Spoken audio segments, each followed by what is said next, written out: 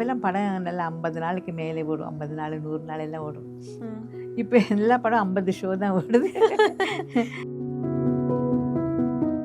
Like Jayalalithaa அம்மாக்கும் உங்களுக்கும் அந்த ஒரு பாண்டிங் எப்படி இருந்தது? நல்லா பேசுவாங்க. அப்போ சின்ன பொண்ணு தானே அவங்க, நாமளும் சின்ன பசங்க தான். இப்போ அவங்களுக்கு இப்போ இந்த இதெல்லாம் கிடையாது இல்லை. யூஸ்வலாக வந்து படத்துலேயே எல்லா படத்துலையுமே நம்ம முதல்ல எப்படி என்ட்ரி பண்ணுறோமோ அதுவே தான் கடைசி வரல கூப்பிடுவாங்க. அது ஒரு சாபக்கேடு நினைக்கிறேன். ஸோ நீங்கள் ஸ்டார்டிங்கில் வந்து கன்னடா மூவிஸ் தான் பண்ணீங்க, அதுக்கப்புறமா இது தமிழ் ஃபர்ஸ்ட் மூவி காக்கும் கரங்கள். சிவகுமார் என்ன பேசினாரு? அவருக்கும் ஃபர்ஸ்ட் மூவி இல்லை அது. பேசவே மாட்டார். இப்போதான் ஸ்டேஜில் கிடைக்கிட்டு நல்லா பேசிட்டு இருக்காருல்ல, அப்போ பேச மாட்டார்.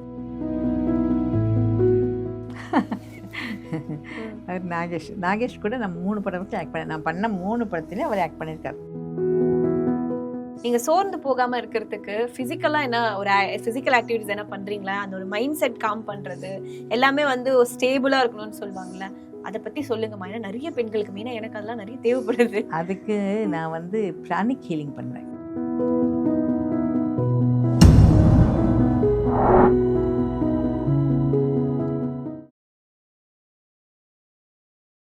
Hello all, welcome back to Provoke TV. So இந்த செஷன்ல இன்னைக்கு நம்ம கூட யார் இருக்காங்கன்னு பாத்தீங்கன்னா நம்ம ரேவதி பாட்டி இருக்காங்க. வணக்கம்மா. வணக்கம். எப்படி இருக்கீங்க? ரொம்ப நல்லா இருக்கேன். சில போட்டோஸ்லாம் உங்களை நான் வந்து எடுத்து வச்சிருக்கேன். ஸோ அதுல இருக்கிற மெமரிஸ் பத்தி நீங்க சொல்லணும். டில் அப்பத்துல இருந்து இப்ப வரைக்கும் இருக்க போட்டோஸ்லாம் கொஞ்சம் தேடி தேடி எடுத்து வச்சிருக்கேன். ஸ்டார்ட் பண்ணிடலாமா? ஓகே. இது வந்து ஒரு கன்னட படம். அதுல வந்து கல்யாண் குமார் அப்போ அந்த காலத்தில் நல்ல ஹீரோ. தமிழ்லேயும் நிறைய ஆக்ட் பண்ணியிருக்காரு, கன்னடத்துலேயும் ராஜ்குமார் கல்யாண்குமார்னா ஈக்குவல் ஹீரோஸ். அவங்க கூட தங்கச்சி ஆக்ட் பண்ணியிருந்த நிறைய படத்தில். அதில் ஒரு படம் ஃபோட்டோ இது. அப்படியா? இது கரெக்டாக என்ன சீன்மா இது? அது என்னன்னா, அண்ணாக்கு தெரியாம நாங்க லவ் பண்றோம். ஆனா அண்ணா அவங்க கல்யாணத்துக்கு லவ்க்கு நாங்க இது பண்ணிட்டு அவங்களது வீட்டுல சொல்லிடுவோம்னு மிரட்டுவோம். அப்போ இவங்க நம்மள போட்டோ எடுத்துக்கிட்டு அவங்க எங்களை மிரட்டுவாங்க, அந்த ஹீரோ ஹீரோயின் 2 பேருமே. அது போல எங்களை மிரட்டுறதுக்காகவே நாங்க எங்களுக்கு தெரியாம அங்க போட்டோ எடுத்துட்டு இருக்கோம். மேல பாருங்க, நல்லா இருக்கு. ஓகே. அப்போ ரொம்ப டிஃப்ரெண்டா, ஐ மீன் நீங்க தானா இது அப்படிங்கிற மாதிரி தோணுது.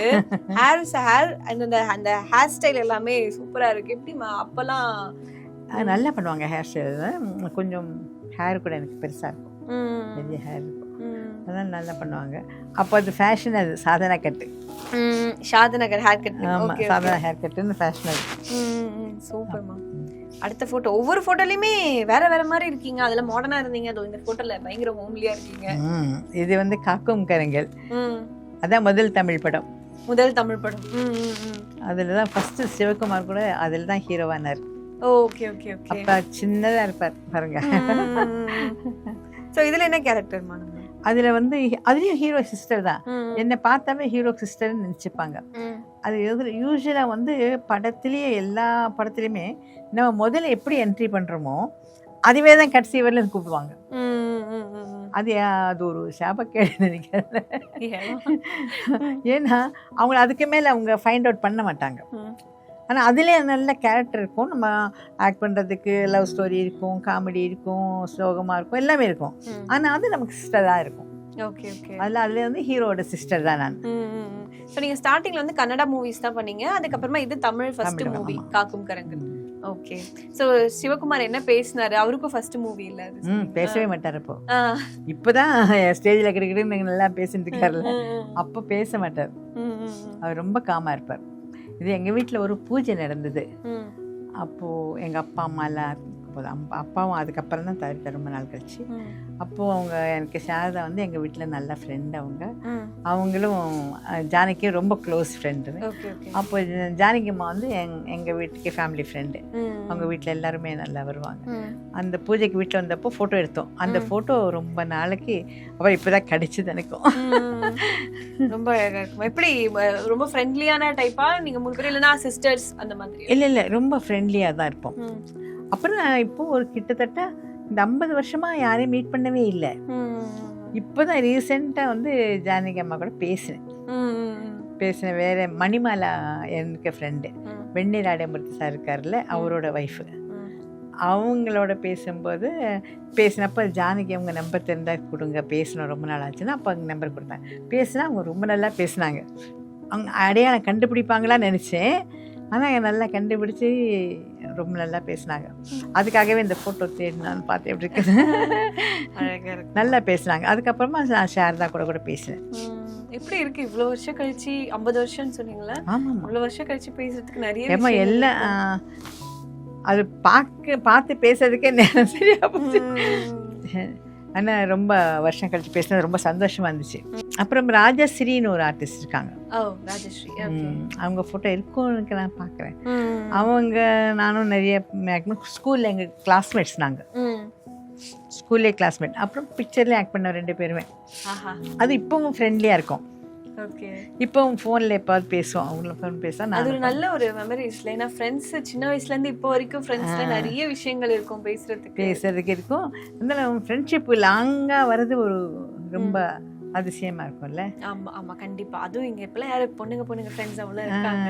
ஸ்கூல் டைம் முடிஞ்சுன்னா அவ்வளோதான், காலேஜ் டைம் முடிஞ்சுன்னா அவ்வளோதான். பட் ஆனால் இவ்வளோ வருஷம் அதை எடுத்துட்டு போறது ரொம்ப. இப்போ கூட சொல்லுவாங்க எல்லாரும், வீட்டுக்கு வரையத்தையும் கூப்பிடுவாங்க. அவங்களுக்கு நான் நம்ம வேலையிலே இருக்கிறதுனால நானும் எங்கேயும் போகிறதுனால ஃபோனில் பேசுவேன், எல்லாருக்கிட்டையும் ஃபோனில் பேசுவேன். இவங்க கிட்டன்னு மட்டும் இல்லை, இப்போ இருக்கிற எங்கள் கோ ஆர்டிஸ்ட் கூட நான் ஃபோன் நம்பர் வாங்கி எல்லாருக்கிட்டையும் பேசுவேன், எல்லாரையும் விசாரிச்சுப்பேன். அது சின்ன குழந்தையிலேருந்து பெரியவங்க வரல எல்லாரும் விசாரிச்சுட்டேன். ஸோ அடுத்ததுப்பா ஃப்ரேம் சூப்பராக இருக்கு. அது தனிப்பிறவில. ஓகே. அது ஒரு பாட்டு சீன், சிரிப்பென்ன சின்னம்மான்னு ஒரு பாட்டு சீன். அது தனிப்பிரிவில் வந்து அவங்க வந்து பேர் எம்ஜிஆருக்கு பேராக இருப்பாங்க, நான் எம்ஜிஆருக்கு சிஸ்டராக இருப்பேன். ஸோ உங்கள் காம்போ எப்படி மேம் இருக்கும் இந்த மூவியில்? லைக் ஜெயலலிதா அம்மாக்கும் உங்களுக்கும் அந்த ஒரு பாண்டிங் எப்படி இருந்தது? பிஹைண்ட் த கேமும் சரி, ஆன் ஸ்க்ரீன். ஏன்னா அந்த படம்லாம் நான் பார்க்கல, ஸோ அதுக்காக கேட்குறேன். நல்லா பேசுவாங்க. அப்போ சின்ன பொண்ணு தானே அவங்க, நம்மளும் சின்ன பசங்க தான். அது அவங்களுக்கு இப்போ இந்த இதெல்லாம் கிடையாது இல்லை. இந்த இந்த கட்சி அதெல்லாம் இல்லை. அப்போது அவங்களுக்கு அது தெரியாது. அவங்களும் அப்படியே புதுசாக தானே அவங்க ஸ்கூலில் விட்டுட்டு வந்திருக்காங்க. அதுதான் சின்ன நல்லா பேசுவாங்க. ஆனால் அவங்களை கிட்ட மட்டும் தான் நான் அப்புறம் பேசினதில்லை. ஆஃப்டர் இந்த மூவி எல்லாம் முடிஞ்ச பிறகு பேசினதில்லை. அவர் நாகேஷ் கூட நான் 3 படத்துக்கு ஆக்ட் பண்ணேன். நான் பண்ண 3 படத்துலேயும் அவர் ஆக்ட் பண்ணியிருக்கார். நல்லா பேசுவார். நமக்கு ஒரு டைலாக் எல்லாம் சரியாக வரல, நான் நல்லா சொல்லி தருவார். இப்படி பேசுங்க அப்படி பேசுங்க அப்படின்னு பக்கத்தில் சொல்லி தருவார். அப்புறமா வந்து அவரோட சன்னு கூடவும் ஆக்ட் பண்ணிட்டேன், மௌனராகம். கரெக்ட். ஆமாம். அது எப்படி மேம் இருந்துச்சு? ஏன்னா செகண்ட் ஜெனரேஷன் கூட நீங்க வந்து வொர்க் பண்ணிருக்கீங்க. சோ அப்ப சார் பேசினாரா? அப்ப நடந்த அப்பா கூட வந்து ஆண்டி இப்பவும் ஆண்டின்னு சொல்லுவார். எங்க அப்பாவுக்கு நீங்க தங்கச்சி, அதனால எனக்கு ஆண்டி அப்படின்னு. இப்போ ஃபோன்ல எல்லாம் கூப்பிட்டு பேசுவார் நல்லா. ஓகே. ஸோ அப்போ நாகேஷ் சார் செட்லலாம் எப்படி இருப்பார்? ஏன்னா அவர் வந்து அவரை நாங்கள் ஸ்க்ரீன் ப்ரெசன்ஸில் பார்க்கும்போது ரொம்ப ஒரு பயங்கர ஒரு ஹியூமர் சென்ஸாக துருன்ட்டு காமெடி பண்ணுவார், கருத்துமே இருக்கும் அது. ஸோ அங்கே செட்டில் எப்படி இருப்பார்? அவர் பேசும்போது அப்படி தான் இருப்பார். பேசும்போது கூட எல்லாத்துக்கும் ஒரு ஜோக் மாதிரி தான் எடுத்துன்னு பேசிட்டு இருப்பார். நம்ம ஆக்ட் பண்ணும்போது கூட ஜோக்காக தான் எடுத்துப்பார். அதை இப்படி பண்ணது அப்படி பண்ணது எல்லாம் சொல்லிட்டு இருப்பாரு. அவர் கூட எல்லாம் பேசிட்டு இருந்தீங்களா மேம்? லைக் அவர் ஆஃப்டர் மூவி அந்த ஒரு பிரேக்? இல்லை, அப்படி பேசல. அப்போ எல்லாம் எனக்கு அவ்வளோ யார் கூட பேச தெரியாது. நான் யார் கூடமே பேச மாட்டேன், ரொம்ப ரொம்ப குவைட்டாக இருப்பேன். இப்போதான் எனக்கு எல்லாரும் கூட பேசணும்னு தோணுச்சு. நினச்சி எல்லாருக்கும் யாராவது ஃபோன் நம்பர் கொடுத்தா நான் பேசுவேன் கூட. அப்போ அவங்க ஃபோன் பண்ணாலும் நம்பர் கேட்டாங்களோ கொடுத்து நான் பேசுவேன். இந்த ஃபோட்டோமா எல்லாருமே இருக்காங்க இதில். அது தனிப்பிரிவு தான் அந்த. ஆமாம், அது நல்ல கிளைமேக்ஸ் சீனில் எல்லாருக்குமே சண்டை வரும். அவங்க வந்து என் புருஷன் சரியில்லைன்னுவாங்க, நான் வந்து எங்கள் அண்ணாவை எதுவும் சொல்லாது, என் புருஷன் ஒன்றும் சொல்லாதுன்னு சண்டை போடுவேன். அப்படி ஒரு சீன். நல்ல படம் அது. இப்போவும் டிவியில் போட்டால் நிறைய பேர் பார்த்துட்டு ஃபோன் பண்ணுறாங்க. ஆமாம், அந்த படம் நல்ல படமாக இருந்தது. அப்போல்லாம் படம் நல்லா 50 நாளுக்கு மேலே ஓடும், 50 நாள் 100 நாள் எல்லாம் ஓடும். இப்போ எல்லா படம் 50 ஷோ தான் ஓடுது. ஓகே. அந்த அண்ணன் தங்கச்சி பாண்டிங் எப்படி இருந்ததுமா? எம்ஜிஆர் சாருக்கும் உங்களுக்கும் அந்த அண்ணன் தங்கச்சி அப்படிங்கிற ஒரு பாண்டிங் எப்படி? நல்ல பாசமாக பேசுவார். என்னம்மா எப்படி இருக்க, சாப்பிட்டியா, இப்படிலாம் நல்லா கேட்பாங்க. எனக்கு தான் ரொம்ப கூச்சம் பெரிய ஆர்டிஸ்டோட பேசுறதுக்கு அப்போ பயம். இப்போ அவ்வளோ நானாக பேச மாட்டேன். அவங்கள பேசினா பதில் சொல்லிட்டு உட்காந்துருவேன். இந்த டயலாக்லாம் கொஞ்சம் நீங்க அப்படிலாம் சொல்லாதீங்க, என் ஹஸ்பண்ட் அப்படிலாம் சொல்லாதீங்க, அது ஒரு ஹார்ஷான கொஞ்சம் வேர்ட்ஸ் அண்ணா கிட்ட பேசுறோம்ல, அது எப்படி இருந்தது? அப்ப பண்ணும்போது ஒரு பயம் இருந்தது, ஐயோ இவர்கிட்ட நம்ம இப்படி பேசுறோமே அந்த மாதிரி என்ன? இல்ல அப்படி இருக்காது எனக்கு. ஏன்னா அந்த ஆக்டிங்னு போயிட்ட உடனே நமக்கு அண்ணா மாதிரி தான் தோணும். அதனால 2-3 சீன்ல அவரோட சண்டை போடும். அந்த வாட்ச் கொண்டு வந்து கொடுக்கும்போது கூட நான் வாட்சை தூக்கி எஞ்சி நீ திருடிட்டு வந்துட்டேன்னா இது என்ன அப்படின்னு சொல்லிட்டு அப்போ கூட சண்டை போடுவேன். என்ன சொன்ன, யார் சொன்னது, என்ன சொன்னது அப்படின்னு சண்டை வரும். அதுக்கப்புறம் புருஷன் ஏதாவது சொல்லும் போதும் அதே மாதிரி சண்டை போடுவேன் நான். என் புருஷன் நல்லவர், கடைசியை பார்த்தா என்ன புருஷன் தான் அங்கே வில்லனா இருப்பார். Okay okay okay. குறிப்பிட்ட படங்களா இருந்தாலுமே அது வந்து ஞாபகமா ரெஜிஸ்டர் ஆன படங்கள்ல நடிச்சிருக்கீங்க. சூப்பர்மா. அண்ட் இதுல வந்து நீங்க டான்ஸ்லாம் ஆடி இருந்தீங்கன்னு நினைக்கிறேன். இது என்ன மூவி? அது சோகமான பாட்டு, ஆனா டான்ஸும் வரும். என்ன மாலை எல்லாம் போட்டு பண்ணிருக்கீங்க? என்ன பர்த்டே, என்னோட பர்த்டேக்கு அண்ணா வந்து மாலை போட்டு விஷ் பண்ணுவாரு. அப்போ வந்து அந்த பாட்டு கேட்டு பாருங்க. இப்பவும் எல்லாரும் என்ன பார்த்தோன்னு அந்த பாட்டு பாடுவாங்க. அந்த பாட்டு போட்டு கேட்டு பாருங்க பார்க்கலாம். 2 லைன்ஸ் அப்படியே நீங்களே பாடினீங்கன்னா அது இன்னும் நல்லா இருக்குமா? திருநாள் வந்தது, தேர் வந்தது, ஊர்வலம் வருகின்ற நாள் வந்தது, ஓட முடியாமல் தேர் நின்றது. அந்த பாட்டு எல்லாருமே நமக்கு ஆமா அந்த பாட்டு நீங்க தானே பாடினீங்கன்னு கேட்பாங்கல்ல புதுசா கேட்டவரை. ஏன்னா அதுல வந்து எனக்கு கால் நடக்க முடியாது, லேம்கள், ஒரு கால் சரியா இருக்காது. அதனால ஓட முடியாம தேர் நின்னதுன்னா அதனோட அர்த்தம் தான். அந்த ஃபுல் அந்த சாங் முழுக்க அப்படி இருக்கும், நல்லா இருக்கும். நான் ஃபுல்லா ஒரு வாட்டி கேக்குறேன். நான் இப்போதைக்கு எடுத்து வச்சிருந்தேன், பட் அந்த சாங்லாம் கேட்கல. பட் அந்த 2 லைன் மீனிங்கா இருக்கு, அவ்வளவு மீனிங்கா இருக்கு. ஆமா, சோ கண்டிப்பா அந்த பாட்டு கேக்குறேன். நீங்க அகைன் ட்ரெண்டான ஒரு தருணம் ரேவதி பாட்டி. ஆமா, இதோட மெமரிஸ் பத்தி சொல்லுங்கம்மா, எப்படி இருந்துச்சு? ஏன்னா கொஞ்சம் அப்ப சொன்னீங்க ஸ்டார்டிங்ல. ஆமா, திடீர்னு ஒரு நாளைக்கு ஒரு ஆடு கம்பெனிலேருந்து ஃபோன் வந்தது. யூஸ்வலாக அவங்களுக்கு நான் நிறைய ஆடிஷன்லாம் பண்ணி கொடுத்துருக்கேன். நிறைய சக்ஸஸ் ஆகும், சக்ஸஸ் ஆகாமல் இருக்கும். ஏன்னா இவங்க நிறைய பேர்கிட்ட எடுத்துப்பாங்க, ஆடிஷனுக்கு வைப்பாங்க. அது ஏதாவது ஒன்று நாங்கள் அனுப்பும்போது ஏதோ ஒன்று தான் செலக்ட் பண்ணுவாங்க, நம்மளை சில மாதிரி பண்ண மாட்டாங்க. அப்போ வந்து திடீர்னு கேட்டாங்க, இந்த மாதிரி ஒரு ஆடு பண்ணிக்கிறாங்கம்மா தோனி கூட.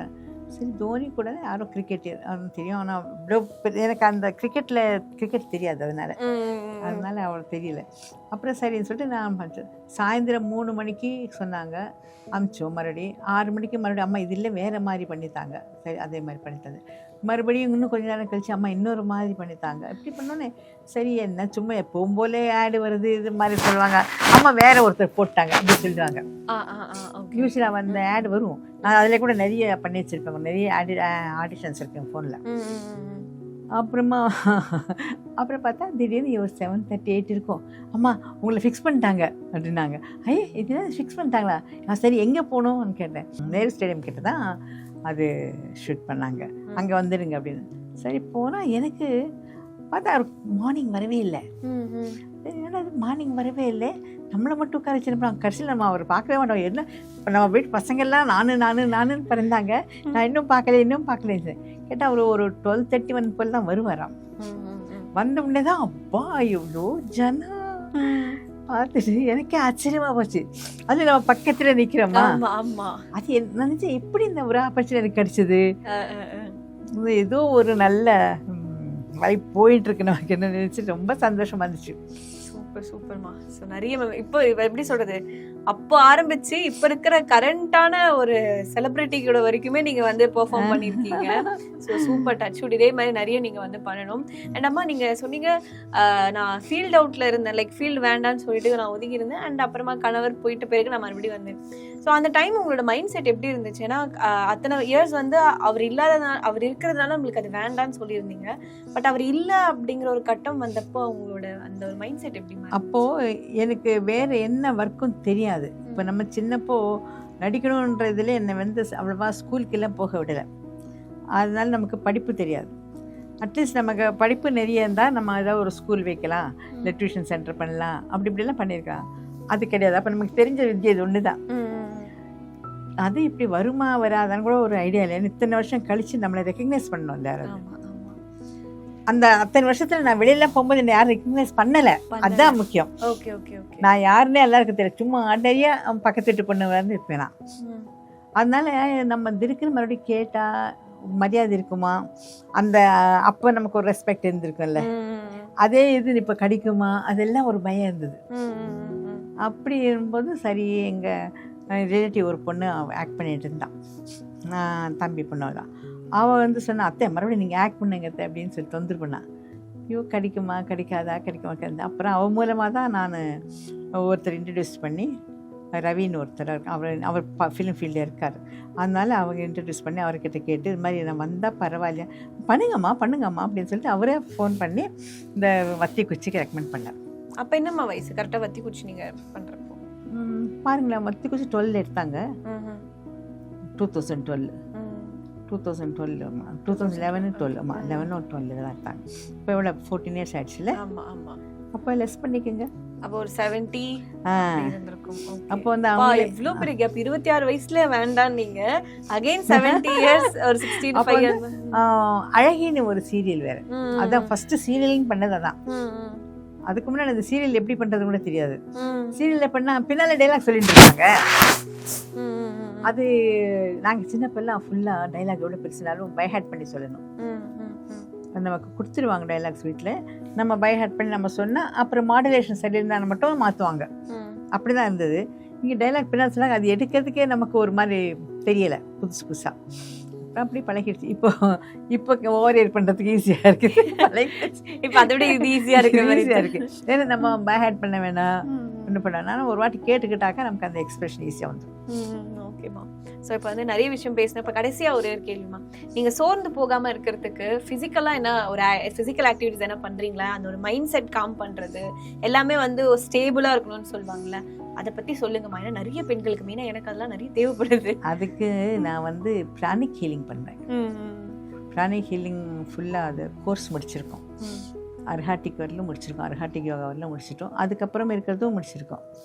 அதனால் அந்த மெடிடேஷன் வந்து நம்மளை ரொம்ப காம்படுத்துகிறோம்னால நம்மளுடைய சக்ராஸ் எல்லாமே தானாக க்ளீன் பண்ணிக்கிறதுக்கு வசதி.